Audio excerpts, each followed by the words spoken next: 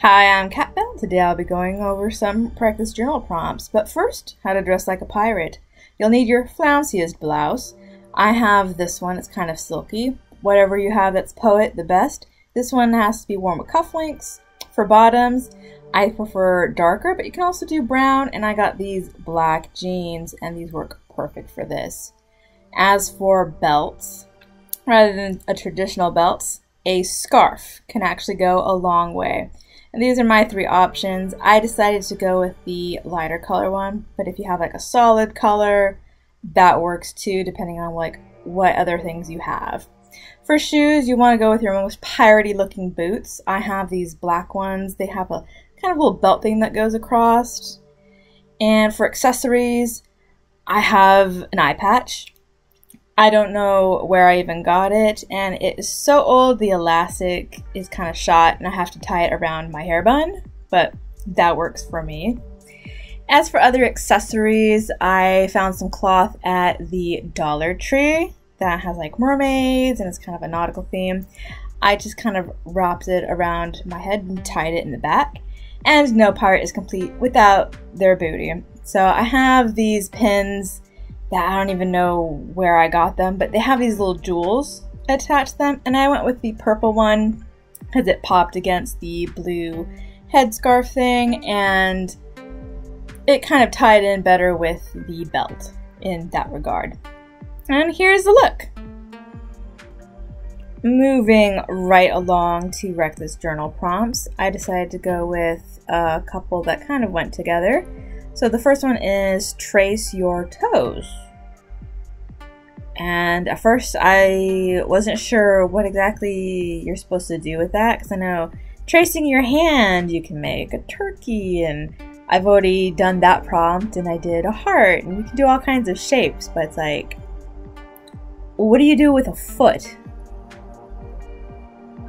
So I kind of just went with the literal prompt and just put my foot down on the paper and just traced around it. And I did decide to go with kind of a theme with grass, which is why I went ahead and outlined with green.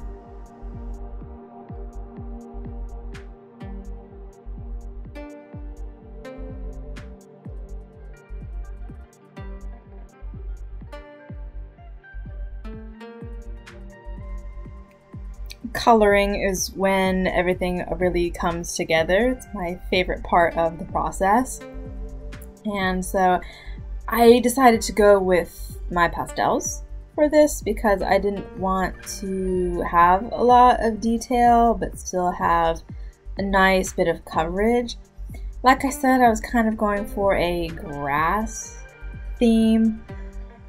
So the vision was basically like when you step into grass and when you leave like footprints behind you, and it's just that indentation of where a foot's been. That was kind of what I was going for. So where the foot trace is, I decided to go with a darker color to kind of give that shadowy kind of look. And I'm not sure if I'm using these right, but basically I'm just going in kind of very scratchy and then just blending it out, and then going over with darker colors and just going over several times to just kind of build up the color and the texture, really trying to get that kind of grassy effect. And I also went over the feet again and again, even with the brighter colors, to make it pop a little bit more. And I did decide to color in the toenail for the page prompt, just because I thought it looked kind of empty there. I don't always color in the prompt area, but it looked like it needed it. So here is the finished piece for that part. And I foisted off the origami portion of my sister, who will now be taking over the recording. First we hold it in half widthwise or hamburger style. Then we fold it in half lengthwise or hot dog style.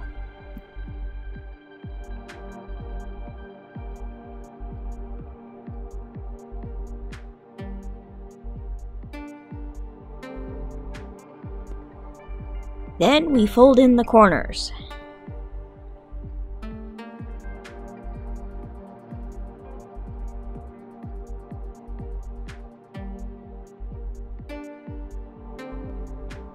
I had initially misinterpreted this step, but we'll come back to that later.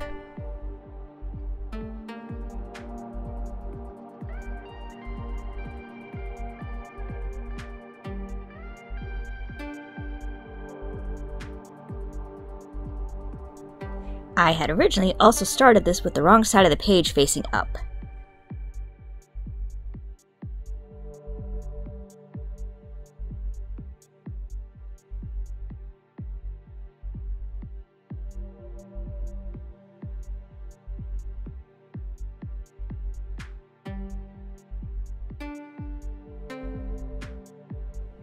Now we fold up the bottom edge on both sides as shown.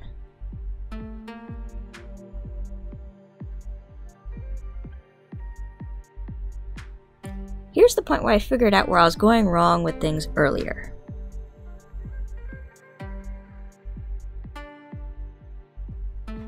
With the page folded in half widthwise, you want to fold the corners down, not in. Then, fold the bottom edges up as shown.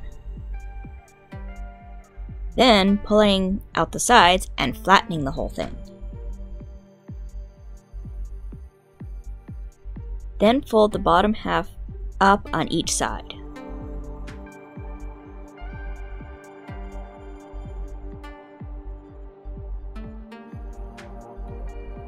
Then pull the sides out and flatten it again.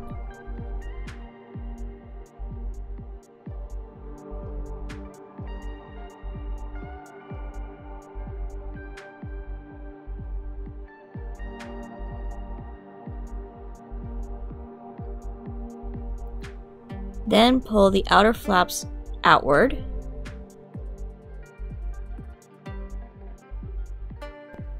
While carefully curling the sides upward to form the sides of the boat.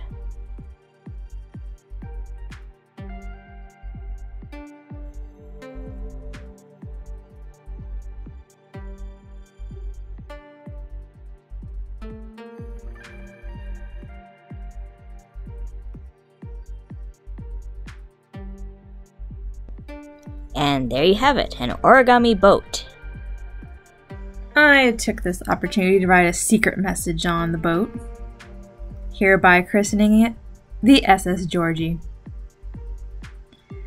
And this is my mother's pool, just trying to see if she is indeed seaworthy.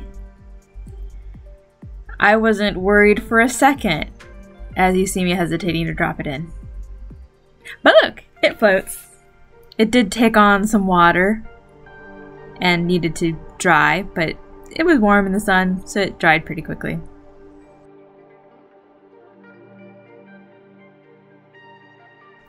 And the last prompt was the stand here prompt. The footage for that didn't go as planned, so I ended up doing most of this off screen. So this is just me decorating the page. All I did was paint my foot and just literally just stand on the page.